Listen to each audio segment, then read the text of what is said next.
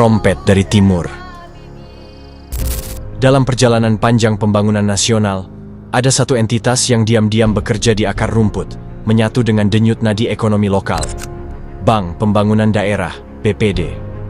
Lahir dari semangat otonomi daerah, BPD sejak awal berdiri mengemban peran ganda sebagai penyedia layanan keuangan dan sekaligus penggerak pembangunan ekonomi berbasis wilayah. Kini, lebih dari 6 dekade sejak kehadirannya, BPD dihadapkan pada tantangan zaman yang menuntut bukan sekadar bertahan, melainkan bangkit dan meraih juara. Transformasi BPD menuju Regional Champion 2045. Bukan tanpa alasan, istilah terompet dari timur digaungkan. Kawasan timur Indonesia seringkali diposisikan sebagai wilayah pinggiran, justru menyimpan potensi ekonomi dan semangat transformasi yang luar biasa. Disinilah gema perubahan sedang tumbuh, dipelopori oleh BPD yang tidak hanya melayani, tetapi membangun, memberdayakan, dan berinovasi di tengah segala keterbatasan. Bank Pembangunan Daerah, BPD, merupakan pilar utama dalam pembangunan ekonomi daerah di Indonesia di masa silam hingga kini. Sebagai instrumen strategis yang lahir dari semangat otonomi daerah, BPD memiliki mandat konstitusional untuk mendorong pertumbuhan dan pemerataan ekonomi di seluruh wilayah Nusantara. Perjalanan BPD dari masa lalu hingga kini mencerminkan dinamika tantangan dan peluang yang dihadapi dalam upaya mewujudkan pembangunan yang inklusif dan berkelanjutan. Pada awalnya, BPD didirikan untuk menjadi mitra keuangan pemerintah daerah, dengan fokus pada pembiayaan proyek-proyek pembangunan lokal. Di era Orde Baru 1960–1998, BPD mulai berkembang sebagai instrumen keuangan daerah dan mulai tersebar di seluruh Nusantara. Jumlah BPD semakin merambat meskipun terhambat dengan kebijakan sentralisasi. Saat itu, BPD umumnya berbadan hukum perusahaan daerah. Di awal, BPD beroperasi dengan aset yang relatif kecil, terutama pada era 1990-an, pra-reformasi. Saat itu, total aset seluruh BPD di Indonesia masih di bawah kisaran Rp 50 triliun, karena operasinya sangat bergantung pada dana pemerintah daerah dan belum memiliki basis bisnis yang kuat. Di awal berdirinya hingga akhir 1990-an, BPD masih fokus penyaluran kredit pada sektor konsumtif dan komersial di daerah. Mayoritas nasabah saat itu berasal dari kalangan pemerintah daerah dan pelaku usaha lokal, sementara layanan perbankan retail belum berkembang secara masif. Memasuki era 2000-an sampai 2010, perubahan besar terus terjadi seiring konsolidasi otonomi daerah. BPD bukan lagi sekadar lembaga keuangan biasa, melainkan telah bertransformasi menjadi mitra strategis pemerintah daerah dalam pengelolaan keuangan lokal. Peran ganda BPD semakin menguat sebagai penyalur gaji pegawai negeri sipil sekaligus motor penggerak ekonomi daerah. Dukungan instrumen anggaran seperti dana alokasi umum, DAU, dan dana alokasi khusus, DAK, yang mengalir deras ke daerah turut mempercepat pertumbuhan aset BPD. Pada tahun 2010, dicanangkan sebuah komitmen besar oleh seluruh insan BPD, yakni BPD Regional Champion, BRC. Suatu target mulia untuk mendesain peran BPD sebagai Agent of Regional Development yang handal dan modern. Program ini kemudian disempurnakan pada tahun 2015 melalui penguatan fondasi, tata kelola, serta pengelolaan bisnis dan risiko, dan selanjutnya tercipta pula gagasan baru berupa roadmap penguatan BPD. 2024–2027 menjadi kerangka transformasi yang memuat 4 pilar utama. Penguatan struktur dan keunggulan BPD, akselerasi transformasi digital, penguatan peran terhadap perekonomian daerah dan nasional, serta penguatan perizinan, pengaturan, dan pengawasan BPD. Pertumbuhan aset yang pesat ini berbanding lurus dengan ekspansi bisnis BPD. Menurut data laporan keuangan dan laporan tahunan BPD 2024, total aset berada di kisaran Rp 1.031 triliun, modal inti sekitar Rp 562,29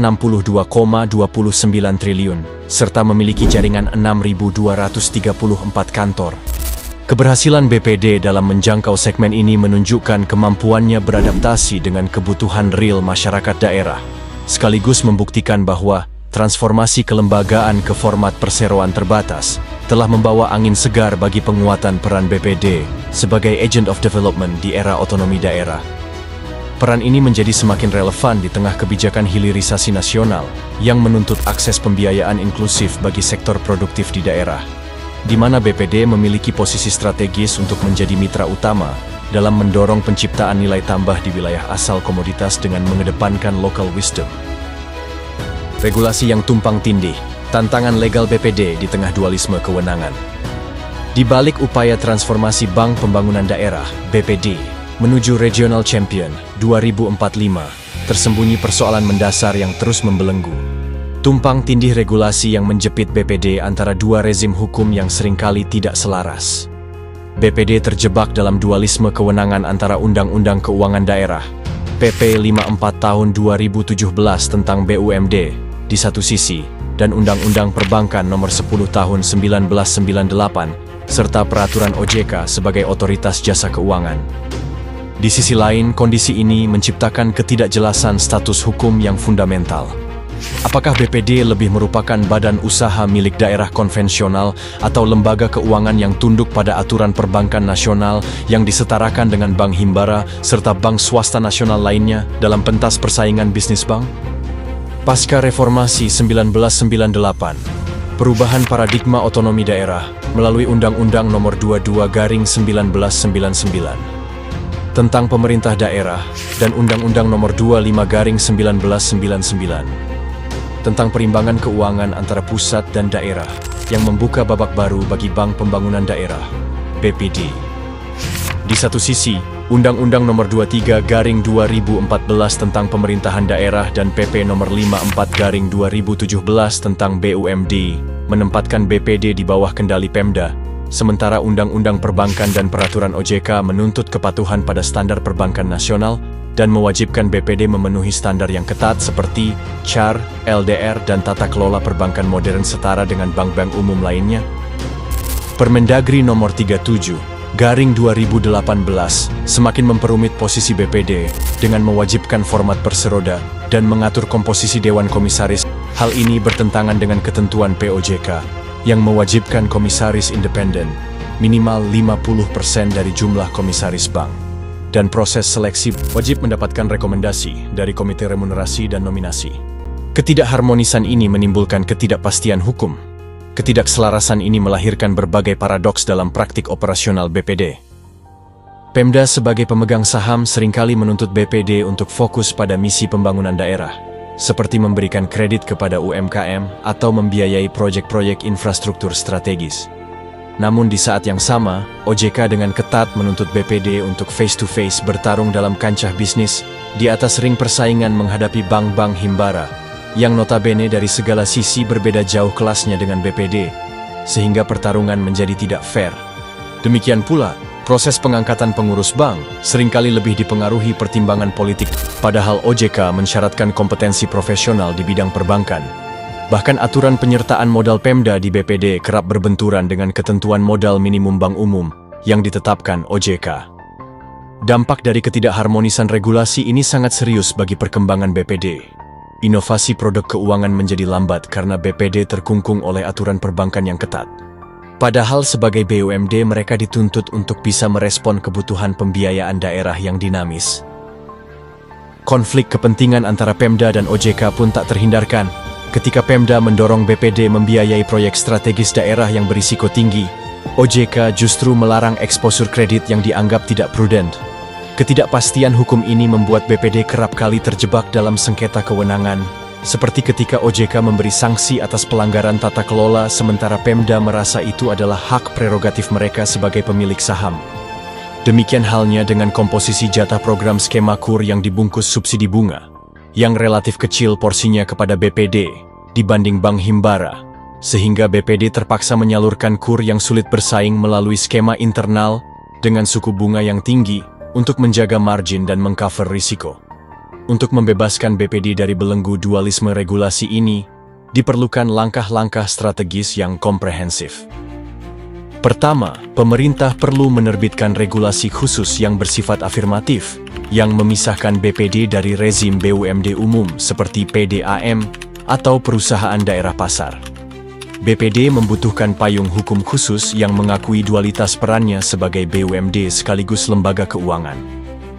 Kedua, Diperlukan sinergi intensif antara OJK dan Kemendagri untuk menyusun pedoman bersama tentang tata kelola BPD, termasuk mekanisme pengangkatan direksi yang memenuhi standar OJK tanpa mengabaikan hak Pemda. Ketiga, BPD perlu mendapatkan insentif regulasi tertentu seperti kelonggaran dalam modal minimum, LDR, dan NPL selama masih dalam koridor prudential banking, namun tidak boleh disejajarkan dengan bank himbara serta bank swasta nasional lainnya. Rekomendasi: sudah saatnya pemerintah pusat mengambil langkah konkret dengan menerbitkan regulasi khusus yang afirmatif bagi BPD, bukan sekadar revisi teknis, tetapi kerangka hukum yang secara eksplisit mengakui dualitas peran BPD sebagai BUMD dan sekaligus lembaga keuangan. Payung hukum ini penting untuk mengakhiri ketidakpastian tata kelola, menyelaraskan kewenangan antara Pemda dan OJK, serta menciptakan ruang gerak yang proporsional agar BPD dapat menjalankan fungsi pembangunan tanpa tersandera oleh standar yang tidak kontekstual. Tanpa regulasi khusus ini, cita-cita menjadikan BPD sebagai Regional Champion 2045 akan terus dibayangi paradoks struktural yang melemahkan peran strategisnya dalam pembangunan daerah. Ketimpangan dana APBN dan APBD. Persaingan tidak sehat antara BPD dan Himbara.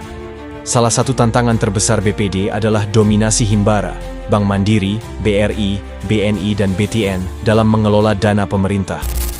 Bank-bank Himbara kerap menjadi penerima utama dana APBN dan APBD, baik untuk proyek infrastruktur, penyaluran kredit, maupun layanan keuangan pemerintah daerah. Alokasi dana yang sangat besar ini memberikan keunggulan likuiditas dan kapasitas pembiayaan yang jauh lebih besar bagi Himbara. Sementara BPD, yang seharusnya menjadi mitra utama pemerintah daerah, justru sering tersisih. Contoh nyata adalah penempatan dana rekening kas umum daerah, RKUD. Idealnya, sebagai badan usaha milik daerah, BUMD, BPD seharusnya menjadi bank utama untuk menampung dana daerah. Sehingga BPD tidak kehilangan pendanaan strategis, sementara Bank Himbara semakin menguat dengan dana murah yang bersumber dari pemerintah pusat. Data dari laporan konsolidasi Bank Himbara akhir 2024 menunjukkan ketimpangan yang sangat tajam. Aset gabungan Bank Himbara mencapai lebih dari Rp 6.019 triliun, sementara total aset seluruh BPD hanya sekitar Rp 1.031 triliun. Bahkan dalam hal kredit, Bank Himbara mampu menyalurkan sekitar lebih dari Rp 4.067 triliun, berbanding sekitar Rp 586 triliun dengan BPD. Kesenjangan serupa terjadi pada penghimpunan DPK.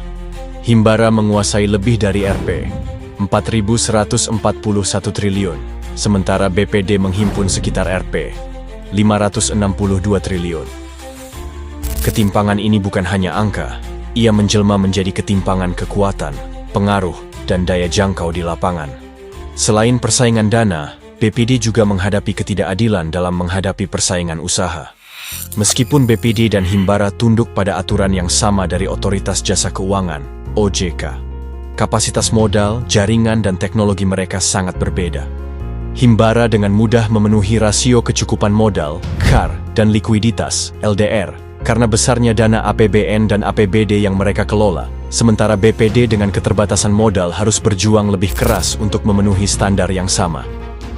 Selain itu, masih dirasakan pengawasan OJK di daerah hanya tertuju pada BPD dan BPR, sementara bank-bank Himbara di daerah secara masif bergerak merebut porsi sumber dana dari pemerintah daerah.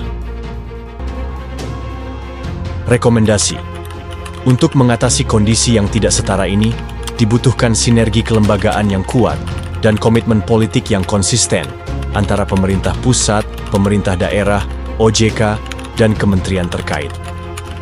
Perlu adanya kesepahaman bersama bahwa penguatan BPD bukan hanya soal menjaga keberagaman institusi keuangan, melainkan merupakan bagian integral dari strategi pembangunan daerah yang berkeadilan.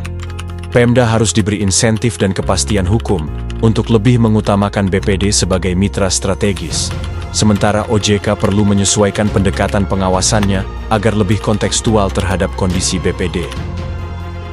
Dalam jangka panjang, kolaborasi antar lembaga ini akan menciptakan ekosistem keuangan yang lebih sehat, seimbang, dan berpihak pada kemandirian daerah. BPD sebagai kunci Indonesia Emas 2045.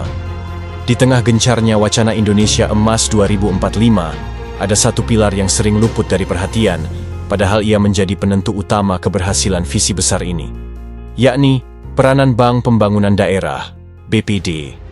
Roadmap penguatan BPD 2024-2027 memang telah menetapkan 4 pilar: transformasi, penguatan struktur, digitalisasi, kontribusi ekonomi, dan tata kelola. Namun arah perkembangannya masih terasa ambigu. Padahal, mustahil membayangkan Indonesia yang maju dan berdaulat di 2045 tanpa daerah yang kuat, dan mustahil pula mewujudkan daerah yang kuat tanpa BPD yang tangguh. BPD bukan sekadar lembaga keuangan biasa. Ia adalah jantung pembangunan daerah yang seharusnya menjadi lokomotif pertumbuhan ekonomi lokal, penopang inklusi keuangan, sumber pendapatan asli daerah, PAD, bahkan menyumbangkan kontribusi terbesar dari sumber PAD, dan menjadi mitra strategis pemerintah daerah dalam mendorong kesejahteraan masyarakat. Namun, realitasnya, BPD tertatih-tatih di tengah persaingan tidak seimbang dengan bank-bank himbara yang didukung alokasi dana APBN besar-besaran. Sementara itu, tumpang tindih regulasi dan ketiadaan kebijakan afirmatif membuat BPD kesulitan untuk berlari cepat mengejar ketertinggalan. Transformasi BPD harus dilihat sebagai bagian tak terpisahkan dari visi besar Indonesia Emas. Ketika BPD kuat, ia akan mampu mendorong industrialisasi lokal, membiayai infrastruktur strategis, dan memberdayakan UMKM daerah. Ketika BPD tangguh, ia bisa menjadi benteng pertahanan ekonomi daerah dari gempuran kapitalisasi bank-bank besar yang kerap menggerus kedaulatan keuangan lokal. Dan ketika BPD maju, digitalisasi layanan keuangan akan merata hingga ke pelosok, mempercepat inklusi finansial yang berkeadilan. Namun, semua ini tidak akan terwujud jika BPD terus dibiarkan berjuang sendirian. Pemerintah pusat harus hadir dengan regulasi khusus yang bersifat afirmatif untuk BPD, harmonisasi aturan antara OJK dan Pemda, serta alokasi dana APBD yang lebih berpihak pada penguatan modal BPD. Sinergi antara Kementerian Keuangan, Kemendagri, OJK, dan pemerintah daerah harus diperkuat untuk memastikan BPD tidak lagi terjepit antara misi pembangunan dan tuntutan komersial. Indonesia Emas 2045 hanya akan menjadi mimpi jika daerah-daerah tertinggal, dan daerah hanya akan maju jika BPD diberi kekuatan untuk menjadi agent of change yang sesungguhnya. Momentum ini tidak bisa ditunda lagi. Jika hari ini BPD masih dibiarkan tertinggal, maka bersiaplah menyaksikan ketimpangan ekonomi yang semakin melebar di tahun-tahun mendatang. Sebaliknya, jika BPD diberi kesempatan untuk bangkit, maka ia akan menjadi penggerak utama terwujudnya Indonesia yang benar-benar berdaulat, maju, dan berkeadilan di 2045. NKRI ada karena ada daerah, dan daerah hanya akan kuat jika BPD diberi ruang untuk bertarung sehat. Terompet dari Timur, narasi kebangkitan yang nyata. Dari wilayah timur Indonesia, suara perubahan itu semakin nyaring, menggema hingga terdengar ke seluruh penjuru Nusantara. BPD-BPD di wilayah ini mulai melakukan pembenahan, membangun infrastruktur teknologi, memperkuat modal, memperluas segmen layanan, dan merangkul digitalisasi ke pelosok desa. Namun tidak hanya menunggu, tetapi bergerak mengubah tantangan menjadi peluang. Terompet dari Timur adalah metafora sekaligus realitas, bahwa transformasi ekonomi Indonesia harus lahir dan tumbuh dari daerah. Ia harus berkembang dari pinggiran, dari pulau-pulau yang selama ini dipandang jauh, dari rakyat yang selama ini merasa tertinggal. Jika kita serius dengan target Indonesia Emas 2045, maka penguatan BPD bukan lagi sekadar pilihan, melainkan prasyarat mutlak. Tidak mungkin membangun Indonesia yang maju jika daerah-daerah masih bergantung pada pusat, sementara BPD yang seharusnya menjadi tulang punggung pembiayaan pembangunan justru terbelenggu oleh ketidakpastian, regulasi, dan minimnya dukungan strategis. Bagaimana mungkin kita bisa mewujudkan visi Indonesia Emas 2045, negara kesatuan Republik Indonesia yang bersatu, berdaulat, maju, dan berkelanjutan, jika BPD yang notabene pilar penting penyangga utama pembangunan di daerah justru tidak diperkuat? Dari Timur, harapan itu disuarakan, melangkah bersama, menguatkan tekad, menjemput masa depan. Mari wujudkan BPD sebagai kompas kemajuan bangsa, penggerak utama ekonomi nasional, dan menjadi regional champion menuju Indonesia Emas 2045. Bravo BPD!